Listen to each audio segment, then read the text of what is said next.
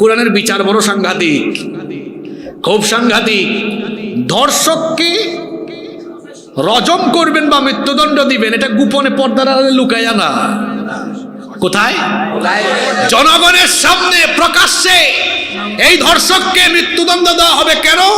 যাতে এক ধর্ষকের পরিণতি দেখে বাকি সব লুচ্চা আর বদমাইশ এক বিচার দেখে তারের মতো সুদা হয়ে যেতে পারে। আপনারা বলেন তো, বাংলাদেশে যদি একটা বিচার এরকম কোরআন দিয়ে হতো, এই দেশে ধর্ষণ বন্ধ হতো কি হতো না?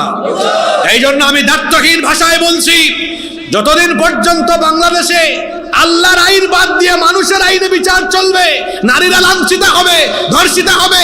পার্লামেন্টে নারীরা ক্ষমতায় অংশগ্রহণ করে পার্লামেন্টে যাবে, কিন্তু নারীর অধিকার প্রতিষ্ঠিত হবে না। যদি নারীর অধিকার সুপ্রতিষ্ঠিত দেখতে চান, মানুষের তৈরি করা আইনকে লাথি দিয়ে বঙ্গোপসাগরে ফেলে দিয়ে আল্লাহর কোরআনের আইনকে গ্রহণ করে নিতে হবে, নইলে মুক্তি পাবেন না।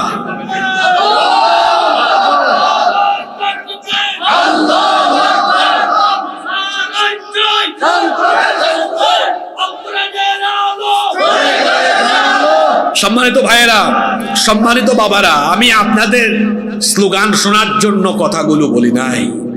এই কথাগুলো বলেছি আপনাদের স্মৃতিপটে, আপনাদের বিবেকের আপনাদের বিবেকের দুয়ারে একটু করাঘাত করার জন্য কথাগুলো আমি বলেছি। আপনাদের বিবেকের দুয়ারে করাঘাত করার জন্য কথাগুলো বলেছি। যদি আল্লাহর বিধান দিয়ে বিচার চলতো, অপরাধ বাড়তো না কমতো? আচ্ছা, কোরআনে চুরির বিচারের শাস্তি কি?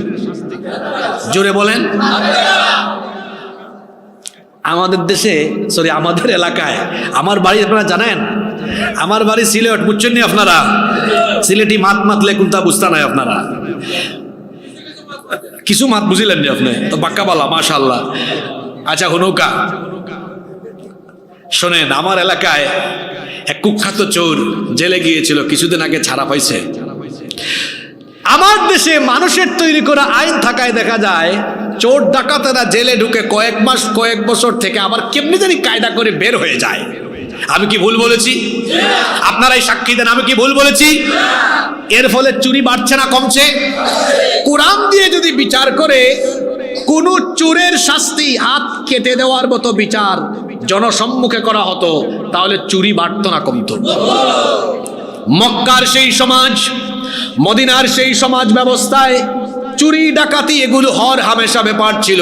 লুণ্ঠন, লুটতরাজ, ডাকাতি এগুলো ছিল সাধারণ এবং নিত্য